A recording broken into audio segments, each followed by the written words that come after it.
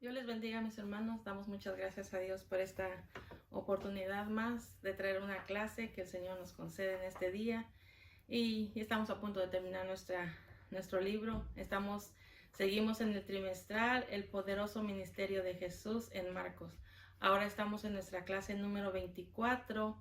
Para aquellos que no tienen su expositor, estamos basados en la base bíblica Marcos capítulo 8, 31 al 33, y de ahí brincamos a Marcos capítulo 9, del 2 al 13. En nuestro tema de este día vamos a aprender, dice, Jesús muestra su gloria a los suyos. Entonces vemos nuestro pensamiento central, dice, el Padre no habló de su Hijo como una de las criaturas o uno de sus hijos, sino como lo que presentó diciendo, este es mi Hijo amado, a él oíd. Y vemos nuestro texto áureo que dice, entonces vino una nube que les hizo sombra, y desde la nube una voz que decía, este es mi Hijo amado, a él oíd. Marcos 9:7. Gloria a Dios por su palabra que nos va a enseñar en este día. Y como siempre sabemos, tenemos tres objetivos. El primero es reconocer la igualdad de Jesús con el Padre y el concepto que Dios tiene de su Hijo. El número 2 dice fortalecer la fe de los discípulos respecto a la misión de Jesucristo sobre en la tierra.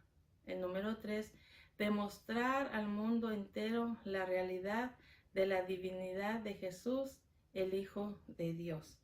Bendito sea Dios. Entonces vamos a leer nuestra escritura, Marcos 9 del 2 al 10, que vamos a leer por mientras. Dice, 6 días después Jesús tomó a Pedro, a Jacobo y a Juan y los llevó aparte, solos, a un monte alto, y se transfiguró delante de ellos, y sus vestidos se volvieron resplandecientes, muy blancos como la nieve, tanto que ningún lavador en la tierra los puede hacer tan blancos.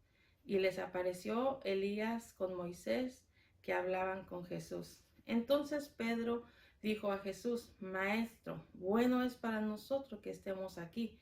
Hagamos 3 enramadas, una para ti, otra para Moisés y otra para Elías. Porque no sabía lo que hablaba, pues estaban espantados. Entonces vino una nube que les hizo sombra, y desde la nube una voz que decía, este es mi Hijo amado, a él oíd. Y luego cuando miraron no vieron más a nadie consigo, sino a Jesús solo. Y descendiendo ellos del monte, les mandó que a nadie dijese lo que habían visto, sino cuando el Hijo del Hombre hubiese resucitado de los muertos. Y guardaron las palabras entre sí, discutiendo qué será aquello de resucitar de los muertos. Gloria a Dios. Entonces, vamos a entrar a nuestra clase, y aquí podemos ver un poco en la introducción que vamos a ver, y en esta clase es sobre el anuncio que Jesucristo estaba dando a sus discípulos sobre su muerte y sobre una escena de la transfiguración. Vemos que el primer anuncio que les dio sobre su muerte les causó, dice, una profunda tristeza que marcó un desaliento entre los discípulos. Entonces podemos ver que pues el maestro les estaba anunciando abiertamente sobre que le era necesario ser maltratado y muerto por los líderes de los judíos.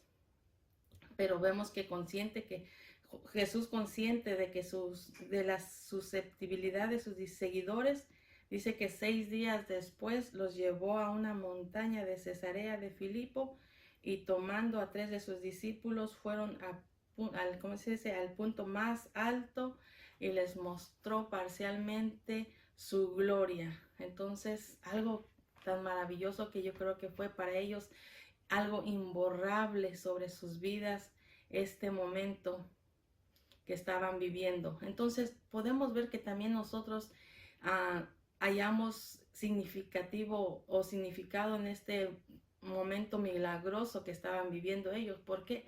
Porque a nosotros también nos enseña cómo Jesús puede llevarnos a la cumbre resplandecedora en nuestra vida cristiana de una manera o con el fin de prepararnos para cuando tengamos que pasar momentos difíciles, como dice la palabra. A veces hay momentos que uno pasa por el valle de sombra, de muerte.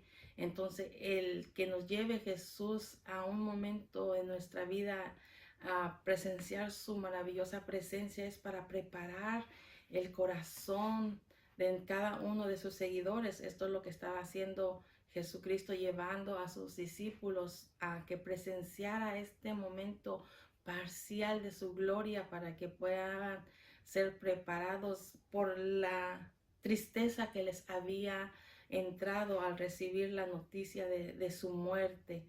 Entonces, nosotros también, esto nos ayuda a nosotros prepararnos como cristianos, saber que hay momentos difíciles o tristes, pero su presencia, eso es lo que nos va a preparar para tener momentos de estos y fortalecer nuestra fe. Amén. Entonces, todo esto nos prepara el corazón para reconocer la verdad incontrovertible de que Jesús no solo es divino, sino que es igual al Padre en su esencia y en su majestad. Gloria a Dios. Entonces, ahora vamos a ver que nuestro punto número 1 dice: Jesús anunció su humillación, pero también su exaltación. Marcos 8, 31 y 33, pero vamos a leer los primeros versículos. Dice: Jesús anunció la necesidad de su humillación y su muerte. El 8, 33, 31 al 33, que dice así: y comenzó a enseñarles que le era necesario al Hijo del Hombre padecer mucho y ser desechado por los ancianos, por los principales sacerdotes y por los escribas, y ser muerto y resucitar después de 3 días. Esto les decía claramente. Entonces Pedro le tomó aparte y comenzó a reconvenirle, pero él, volviéndose y mirando a los discípulos, reprendió a Pedro diciendo: quítate de delante de mí, Satanás, porque no pones la mira en las cosas de Dios, sino en las de los hombres. Entonces nuestro inciso A dice: anunció la necesidad de su humillación y su muerte. Entonces vemos que aquí no había revelado anteriormente, o no les había dicho claramente que ya llegaba ese momento de que iba a ser su muerte y de que ya estaba a punto de que sucediera esto. No se sabe si porque no estaban preparados o cómo lo podría tomar ellos, pero una vez dice que oyó la confesión de Pedro cuando le hacía preguntas de quién dice los hombres que soy yo, o quién soy yo. Y vemos que Pedro le contesta: tú eres el Cristo, el Hijo del Dios viviente. En Mateo 16, 16 habla esto y dice que esta revelación fue por revelación divina, que Pedro contestó de esta manera. Entonces es cuando vemos que en todo caso aquí aprendemos mucho de esto. Se nota el tacto del maestro en cuanto a la naturaleza y la profundidad de las enseñanzas que iba colocando en el corazón de sus seguidores. Pero ahora, después de haber definido claramente su identidad como el Hijo del Dios viviente, ya era tiempo de hablarles de su muerte, de que ya estaba a punto de llegar ese momento. Entonces Mateo dice que desde entonces, desde esa confesión cristológica y la revelación de su divinidad, comenzó a explicarles de que era necesario morir en la cruz. Entonces, una exposición prematura de este tema podía haber causado, dice, desaliento a sus discípulos. Le entró tristeza, le empezó a sentir ese desaliento de que cómo es que iba a morir Jesús, cómo es que ya no iba a estar con ellos. Entonces, dice: cuán cuidadoso es el Señor cuando las cosas que nos hace saber, dice, pero aún con toda esa precauciones, los discípulos no estaban preparados para este dicho anuncio. Podría hacerse aquí una pregunta a todo: ¿quién de nosotros, digamos, está preparado para que se nos dé un anuncio de esto? De que de pronto estemos junto a la familia y de que alguien diga: ¿sabes qué? Me voy a morir en una semana, o yo ya estoy por morirme. Nadie, yo creo, nadie está preparado para recibir una noticia de esta. Dice que los discípulos se desalentaron al oír este anuncio, empezaron a sentirse tristes, pues en realidad como ser humano nadie estamos preparados para recibir una noticia como esta. Nosotros como cristianos sabemos que podemos sentir una tristeza, una nostalgia tan duro, tal vez puede ser, pero nuestra esperanza es que un día nos vamos a volver a ver, pero yo creo que aún así nadie está preparado para recibir una noticia de un ser querido, de un ser amado o de alguien que estemos tan cerca y que nos diga de pronto, ¿sabe qué? Ya en una semana no voy a estar aquí con ustedes porque voy a morir. Pues yo creo que nadie está preparado. Entonces vemos que esto mismo les pasó a los discípulos. Dice que más que en ellos siempre estaba su confianza, su esperanza en Jesús, más en ese mundo lleno de engaño, de dolor. Entonces al recibir esta noticia pues se sintieron muy tristes. Dice, pero además el expresivo de todos, que ya sabe quién es Pedro, que siempre luego hablaba, dice que apartó al maestro y comenzó a reconvenirle, y que le dice maestro, que Pedro regañó al maestro con estas palabras: ten compasión de ti. Y nos da aquí un ejemplo, o nos dice como que si el maestro estaba ya atentando contra su vida, como que se iba a matar o a suicidar, no entendiendo que él venía a dar su vida por nosotros, no entendía que él tenía que dar su vida para la redención nuestra o de ellos mismos. Entonces él no entendía, sino que aquí mismo empezó a regañarlo, dice también en Mateo. Entonces, pero vemos que aquí Jesús lo reprendió de la misma manera que reprendió a Satanás cuando empezó a tentarle, que le dice: apártate de mí, Satanás, porque escrito está que a tu Dios solo adorarás y a él solo servirás. Entonces vemos que aquí también el maestro reprende a Pedro, le dice: apártate de mí, de delante de mí, Satanás. ¿Por qué? Porque no sabía lo que él estaba haciendo. Jesucristo venía con ese plan, con ese propósito de entregar su vida para darnos una oportunidad a una vida eterna después de morir y resucitar, para darnos una vida nueva. Entonces él, no entendiendo esto, entonces fue reprendido. Entonces ahora vemos el inciso B, dice: reveló su identidad divina y su exaltación y su gloria. Ahora veamos el 9, capítulo 9, 2 y 4, que dice: 6 días después Jesús tomó a Pedro y a Jacobo y a Juan y los llevó aparte solos a un monte alto, y se transfiguró delante de ellos, y sus vestidos se volvieron resplandecientes, muy blancos como la nieve, tanto que ningún lavador en la tierra los puede hacer tan blanco. Y les apareció también Elías y Moisés que hablaban con Jesús. Ahora entonces estaba revelando su identidad divina. Entonces aquí dice: no dudamos que en ese anuncio de que sus discípulos, al saber o que supieron que estaba a punto de morir, a lo mejor se empezó a propagar contra los demás, de tal manera que empezaron como a querer dudar si verdaderamente él era el Mesías o no, que si verdaderamente él era el Hijo de Dios o no. Entonces vemos aquí que en Marcos 8, 34 al 38 nos habla de quién es Jesucristo y quiénes son sus seguidores y cómo debe de ser su seguidor. En 8:34 dice: en primer lugar vemos aquí que el Hijo de Dios, Jesús sería el Hijo de Dios. Él respondió con estas 4 declaraciones. En primer lugar, se dice que ser el discípulo de Jesucristo es negarse a sí mismo. Quien quiera ser su discípulo, negarse a sí mismo, tomar su cruz y seguir al maestro muy de cerca. Todo aquel que quiera ser discípulo de Jesucristo tiene que negarse a sí mismo, tomar su cruz y seguirlo de cerca. En segundo, se hace ver que el que quiere salvar su vida la perderá, y el que la pierde su vida la salvará. Amén. Y entonces también vemos en tercer lugar, se declara que en su venida el Señor se avergonzará de aquellos que se avergonzare de él en este mundo. Entonces, si nosotros o alguien se quiere avergonzar de Jesucristo, Jesucristo también se avergonzará de él. Entonces, y podemos ver finalmente, Jesús declaró que algunos tendrían el privilegio de ver una manifestación preliminar del reino de Dios en la transfiguración. Entonces podemos ver que con el fin de afianzar la fe de sus discípulos después de aquella confesión que les había hecho y se sintieron desalentados, dice que 6 días después Jesús los tomó a Pedro, a Jacobo y a Juan y los llevó aparte a un monte alto. ¿Para qué? Para manifestar su presencia, su poder, y se transfiguró, dice, delante de ellos.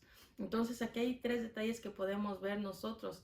Vemos que dice que en primer lugar vemos que resplandeció su rostro como el sol y sus vestidos se hicieron tan blancos como la luz, lo que habla en Mateo 17:2. O tan blanco, dice, de tal manera que no hay nada ni nadie quien la ve en esta tierra que quede tan blanco, lo cual era una vislumbre de su gloria celestial, los llevó a mostrarse delante de ellos.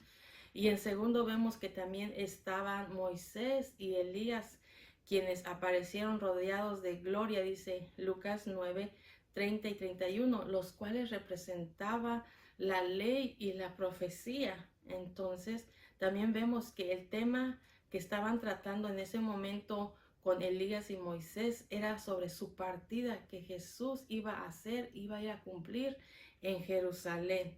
Entonces vemos que esto que estaban viviendo ellos, o la razón por el cual los llevó que presenciaran este momento, era para, con el único propósito de comprobarles que en su transfiguración era para fortalecerles su fe de ese momento que estaban pasando de duda o desalentados que se sentían. Por eso los llevó para fortalecerles la fe de sus discípulos en cuanto a la persona y la obra de Cristo y la necesidad de su muerte redentora. ¿Por qué? Porque venía para redimirnos de nuestro pecado, para darnos la salvación. Era necesario que viviera, que entregara su vida, y aún les decía, pero después de 3 días resucitaré. Pero ellos no lo entendían, no podían creer que estaban oyendo esto. Por eso les llevó a presenciar esta transfiguración maravilloso, para fortalecerles la fe.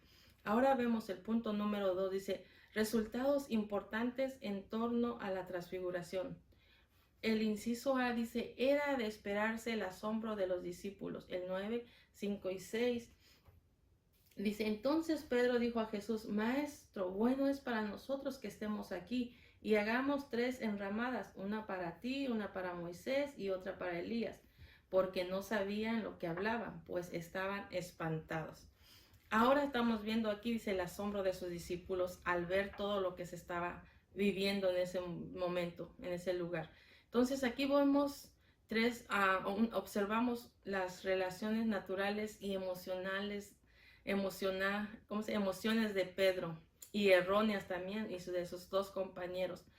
Al experimentar este momento, esta experiencia tan maravillosa y todo, vemos que inmediatamente Pedro luego quiere, como dice, hacer una enramada, o sea, quedarse ahí, hacer como, yo creo que esas tiendas de campaña para cada uno les estaba diciendo, dice, pero aún no sabían lo que estaban hablando. Vemos que aquí como no oculta la debilidad o las fallas o el error de cada ser humano. Todo esto nos enseña para siempre como que meditar antes de hablar, ¿verdad? Porque aquí vemos que luego Pedro empezó y luego a decir qué querían hacer. Es lindo que como Dios no, aún en su amor y en su misericordia, no nos oculta las debilidades nuestras, pero sí nos enseña a través de su palabra a aprender, a pensar un poquito.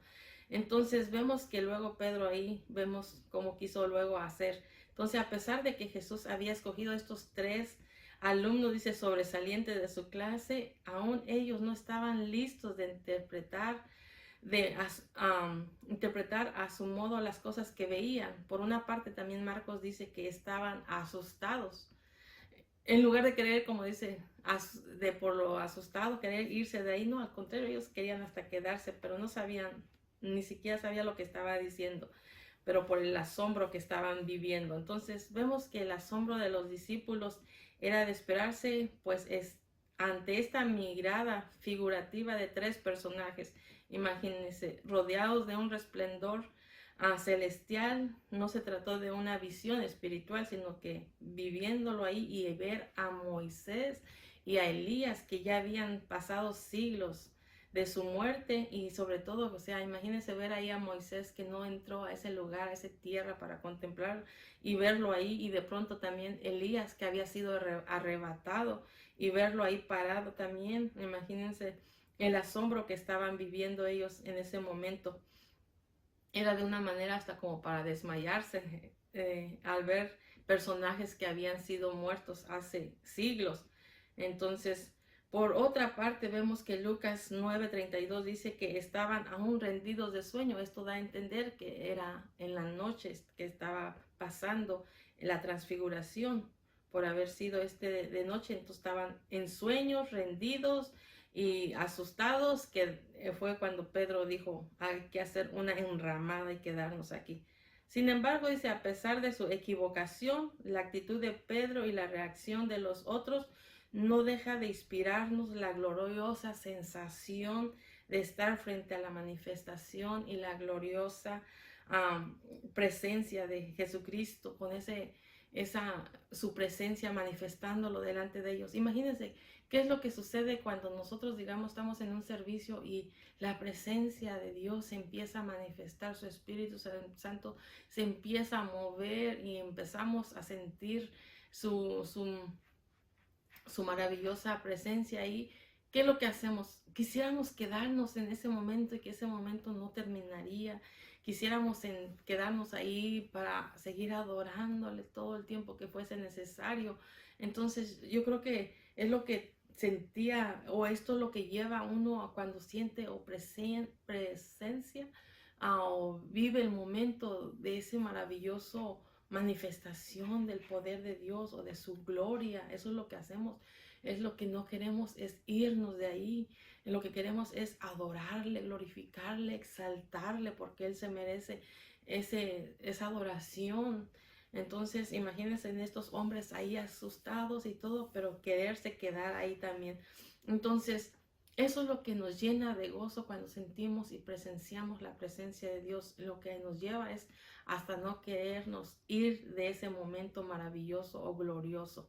Entonces, no obstante, dice, era imperativo, o es decir, era necesario que Jesucristo descendiera de aquel lugar, de aquella cumbre, para seguir llevando las buenas nuevas de salvación a los perdidos. No podían quedarse ahí. Ya Pedro quería hacer la enramada y quedarse, yo creo que ahí todo el tiempo que fuese necesario. No, pero Jesucristo era necesario que bajaran de ahí para seguir llevando la palabra de esperanza a los perdidos, la salvación a los perdidos.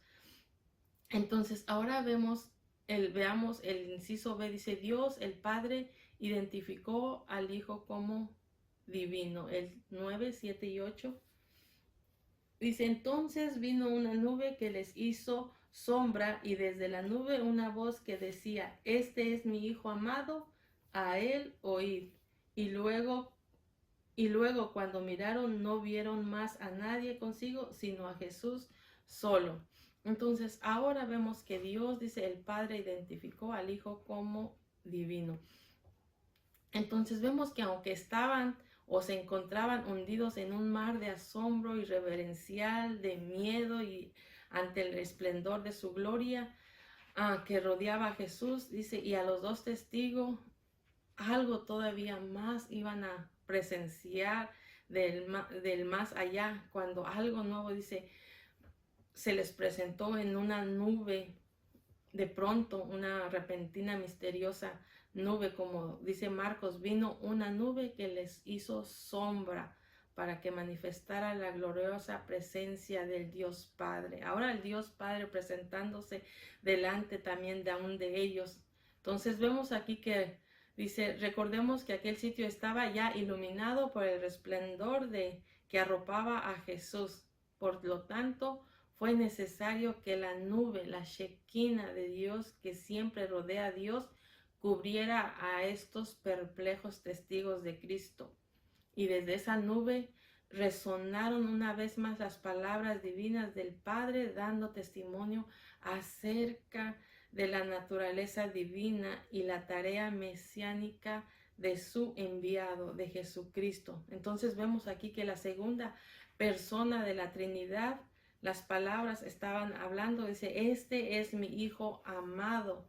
Ya había sido escuchadas por la multitud, ¿de acuerdo? Cuando Juan el Bautista estaba bautizando a Jesús y dice que de pronto se oyó una voz que decía, este es mi Hijo amado en quien yo tengo complacencia. Ahora en este momento que estaban oyendo los discípulos, ahora decían, este es mi Hijo amado, a él oíd. Entonces se agrega esta parte, a él oíd, este mandato del Padre. Entonces era necesario que los discípulos escucharan este mensaje del Padre, asegurándoles que Jesús era el verdadero y único Hijo de Dios, por lo tanto es Dios en toda su plenitud. Por si había alguna duda de en los discípulos, porque cuando les dio su anuncio de la muerte, como que empezaron a desfallecer su fe, empezaron a dudar que si verdaderamente era el Mesías que ellos esperaban. Entonces aquí les estaban confirmando a través del Padre y les decía que a él lo escucharon. Entonces vemos que aquí está mostrando a Dios en toda su plenitud, como habla Colosenses 2:9. Dice, esta declaración es suficiente para que en el nombre de Jesús se doble toda rodilla delante de los, toda rodilla de los que están en los cielos, en la tierra y debajo de la tierra, y toda lengua confiese que Jesús es el Señor, para la gloria del Dios Padre. Filipenses 2 del 10 y 11. Entonces aquí estaba, como dice uno, por si alguna duda se les quedaba todavía a estos discípulos, ahí estaba oyendo la voz del Padre. Y como dice la palabra, nosotros necesitamos seguir dándole esta palabra al incrédulo, que Él es Jesucristo, que Él es el quien vino a dar su vida, que Él es Jesucristo quien vino a entregar su vida para darnos vida y una vida, una esperanza, y resucitar, dice, de entre los muertos para darnos una vida eterna. Y como dice la palabra también, en ningún otro hay salvación, porque no hay otro nombre bajo el cielo dado a los hombres en que podamos ser salvos, sino solamente a través de Jesucristo. Solamente Jesucristo es el que nos puede dar la salvación. Gloria a Dios. Entonces, veamos el inciso C, dice, guardaron silencio hasta la resurrección de Jesús. Ahora veamos el 9 y el 10. Dice 9 y 10, dice, y descendiendo ellos del monte les mandó que a nadie dijesen lo que habían visto, sino cuando el Hijo del Hombre hubiese resucitado de los muertos. 10. Y guardaron las palabras entre sí, discutiendo qué sería aquello de resucitar de los muertos. Imagínense ahora venir de un lugar maravilloso que presenciaron, algo extraordinario, algo que nadie de los otros se pudieron vivir este momento, y que de pronto viene y le dice, no comenten nada por el momento, sino que hasta después de mi resurrección.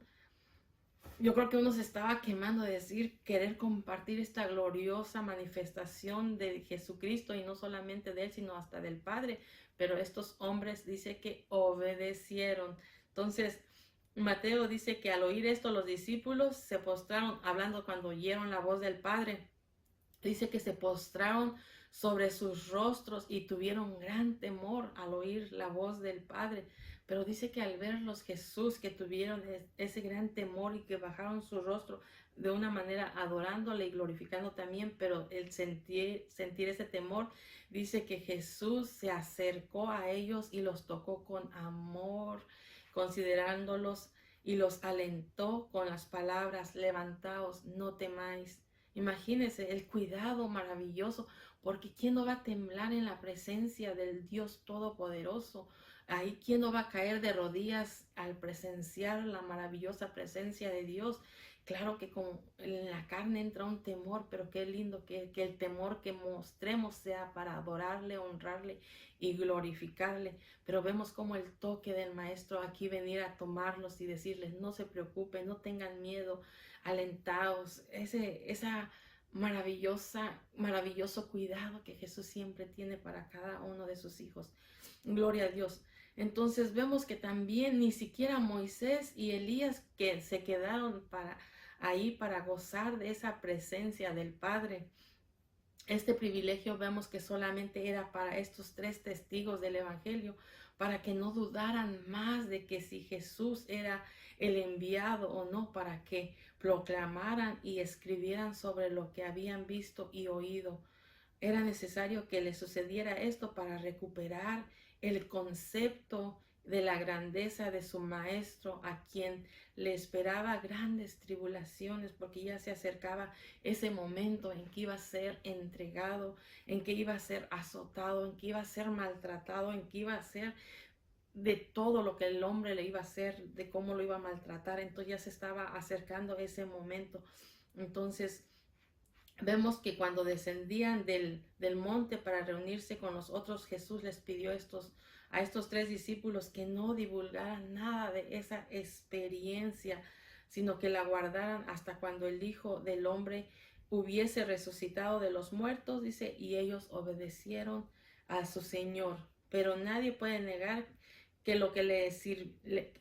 nadie puede negar lo que le sirvió todo esto cuando tuvieron que acompañar a Jesús en el huerto del Getsemaní, cuando dice en Marcos 14:33, dice, mi alma está muy triste hasta la muerte. Sabía que ya llegaba ese momento de entregar su vida para perdón de nuestros pecados. Sabía que ya estaba llegando ese momento.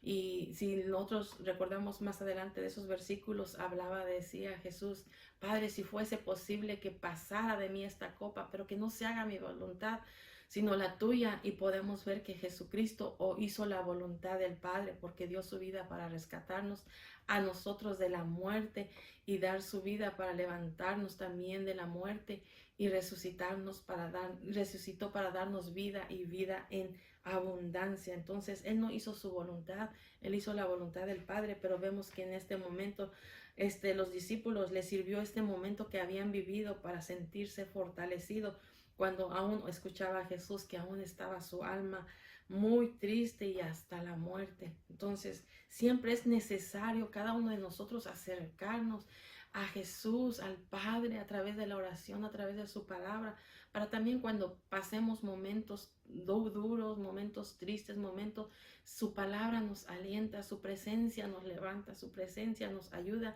y podemos seguir hacia adelante. Y podemos, ¿para qué? Para poder seguir testificando del poder de Dios.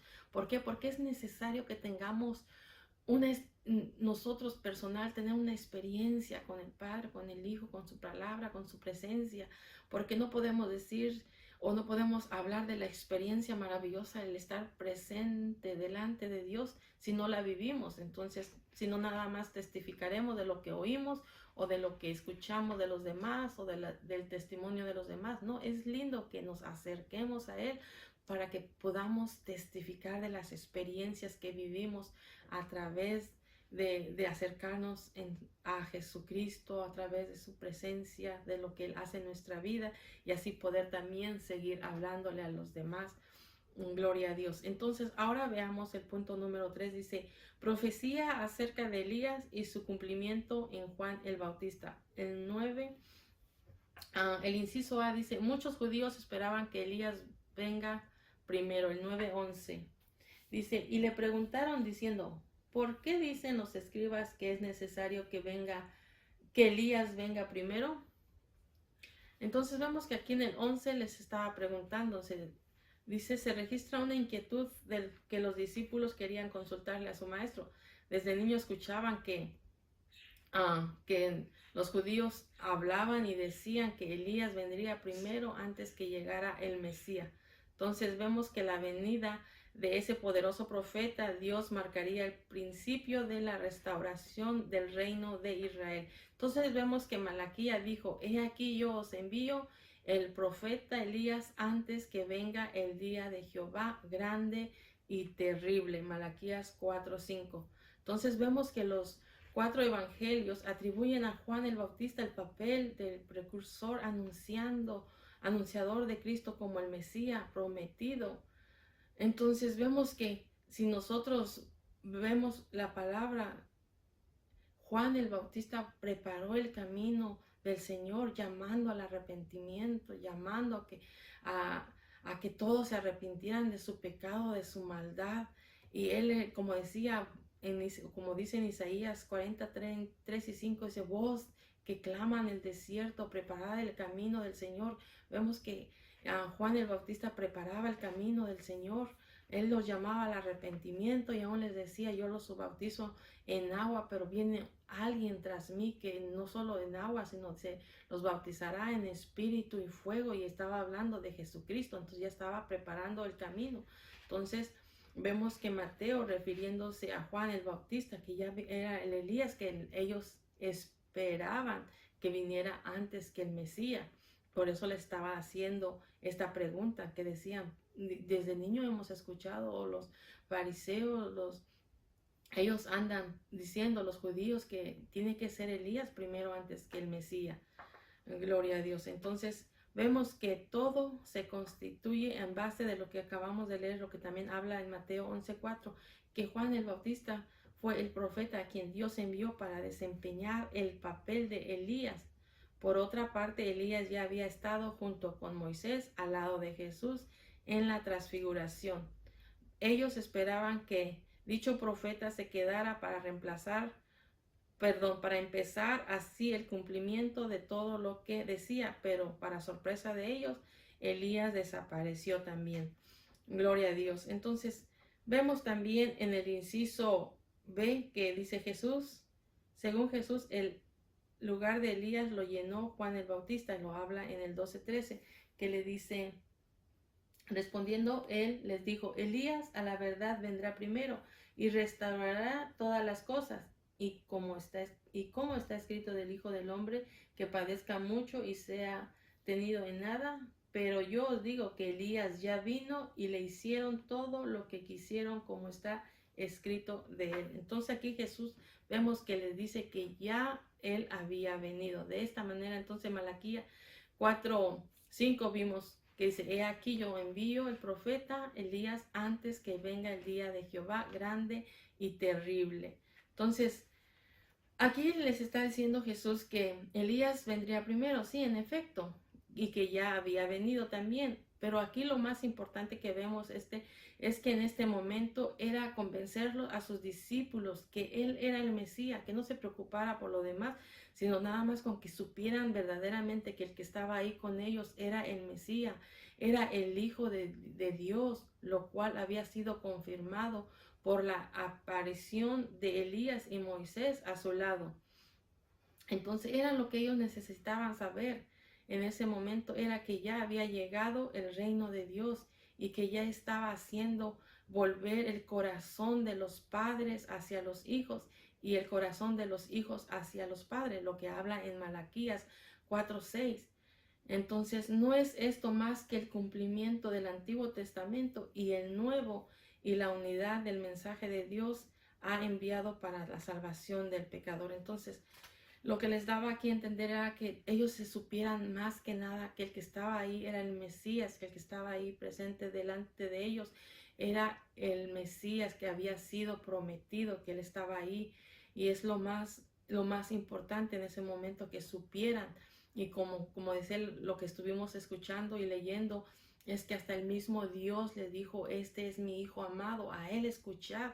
¿Para qué? Para que no hubiera ninguna duda de que si él era o no era el Mesías. Entonces aquí les estaba diciendo Jesús que Elías ya había venido y dándole a entender que era Juan el Bautista y que todo lo que habían hecho con él. Entonces, en esta clase vemos cómo de cómo Jesús les habla a sus discípulos de su muerte y la tristeza que les causó el pensar que ya no iba a estar con ellos, cómo iban a quedarse ahí solos y todo. Pero vemos también cómo no nada más los dejó, como se puede decir, con el dolor, con la tristeza o preguntas que tuviera, sino al contrario, les hizo presenciar su gloriosa, maravillosa presencia en un momento especial para ellos, para fortalecer su fe. Nosotros podemos pasar tal vez en momentos tristes, momentos difíciles, momentos, pero el Señor nunca nos va a dejar, ni nos va a desamparar, ni nos va a dejar vivir con duda, ni con momentos que nos haga dudar de su presencia o de su poder, de su palabra, nada de eso, sino al acercarnos a través de su palabra en oración, nos ayuda, nos va a fortalecer nuestra fe y nos va a ayudar a seguir hacia adelante. Eso es lo que vimos con ellos. No los dejó con esa duda, no los dejó pensando, ahora qué va a hacer de nosotros. No, al contrario, él, y para balancear su estado de ánimo, los llevó a presenciar algo maravilloso en su transfiguración. Entonces, lo que podemos nosotros aprender, que no importa lo que tú estés viviendo, no importa que lo que pueda pasar en tu caminar con el Señor, no dudes de que si Jesucristo es nuestro Señor y Salvador, Él es el Señor y Salvador de nuestra vida. Él es el que vino a dar su vida por nosotros. Él es el que vino a dar a través de su muerte, pero resucitó para darnos vida y vida en abundancia. Entonces, así lo mismo se le presentó a ellos para que pudieran entender que Él era necesario entregar su vida, pero que Él iba a resucitar después de 3 días. Gloria a Dios. Espero, hermanos, que aprendamos algo de esta clase maravillosa. Vemos cómo el amor de Jesucristo a sus discípulos, cómo los trataba con cuidado, con ese amor. De esa misma manera sigue obrando en nuestras vidas, tratándonos también con amor. Aun cuando pueda venir la situación difícil, se acerca a nosotros a través de su presencia y nosotros también podemos acercarnos a Él para poder fortalecer nuestra fe y levantarnos y seguir hacia adelante, y podamos también de igual manera seguir testificando de Jesucristo y de decirle al mundo que Él vino, dio su vida por ellos. ¿Para qué? Para darles una vida de esperanza, una vida de una vida eterna, y como dice la palabra, porque no hay salvación en ningún otro nombre, ni aunque busquen por todas partes, solamente es a través de Jesucristo, como decía la palabra. En ningún otro nombre hay salvación, sino solamente a través de Jesucristo, y eso es la palabra que nosotros tenemos que seguir llevando. Si se siente triste, si se siente afligido, si se siente desanimado, le aconsejo que lea la palabra, busque la palabra, llénese de la palabra y su presencia, y ahí estará presente en su vida, en su persona, así como lo ha hecho conmigo. Hay veces que se siente uno como que algo lo invade de tristeza, de dolor o de todo lo que pueda querer hacernos pensar lo que no debemos. Entonces, al acercarnos a Él, nos llena, nos ilumina y seguimos hacia adelante. ¿Por qué? Porque tenemos que seguir adelante hasta que el Señor venga por su pueblo y estemos listos, preparados para que podamos presenciar esa maravillosa presencia delante del Padre, estar un día delante de nuestro Padre Celestial, del cual vino a dar su vida a Jesús para tener esa oportunidad de llegar al Padre. Entonces, mis hermanos, les animo que sigamos adelante, que el Señor les siga ayudando, fortaleciendo, y que Él sea el que nos dé la fortaleza para no desmayar, sino que al contrario, agarrarnos día a día y seguir haciendo su voluntad. Y para la próxima semana les voy a pedir que vayan leyendo Marcos capítulo 9 del 14 al 29, para que cuando ya escuchemos la clase podamos entender de qué se está hablando y podemos aún ya saborearla. Dice, de la manera que lo estemos escuchando, y lo podemos ya imaginar todo lo que se está enseñando. Bueno, hagamos una corta oración y el Señor nos ayude. Amantísimo Dios Todopoderoso, te damos muchas gracias por tu palabra, Señor. Gracias por tu maravillosa presencia, que nos ayuda, que nos guarda, que nos dirige, que nos enseña a través de tu palabra para seguir adelante, Señor. Muchas gracias por todo lo que tú haces por nosotros, por lo que has hecho y por lo que harás. Gracias por cada uno de mis hermanos, Señor, que aunque han venido momentos difíciles, momentos, Padre Santo, duros en su vida, en su caminar, pero no se han rendido, Padre, porque tu presencia maravillosa se ha manifestado sobre cada uno y nos ha alentado tu presencia, tu Espíritu Santo y nos ha llenado y nos ha ayudado a seguir adelante. De esa misma manera, Señor, yo te ruego que tu presencia, Señor, tu Espíritu sea sobre cada uno de mis hermanos y nos ayudes a seguir adelante, Señor, a servirte con todo nuestro corazón, que en ningún momento venga el enemigo a poner duda que si tú eres el Mesías, como aquí pudo haber, Padre Santo, querer tener ese pensamiento alguno, pero que tú nos ayudes, Señor, a seguir permaneciendo en ti, Padre. Te damos toda la honra y toda la gloria y que tu presencia sea sobre cada uno de nosotros. Muchas gracias, Dios, por tu amor y tu misericordia. Gracias por darnos la esperanza, mi Dios, por darnos tu Hijo amado para levantarnos de la muerte, Señor, del pecado, de nuestra inmundicia y darnos la oportunidad de un día estar delante de tu presencia.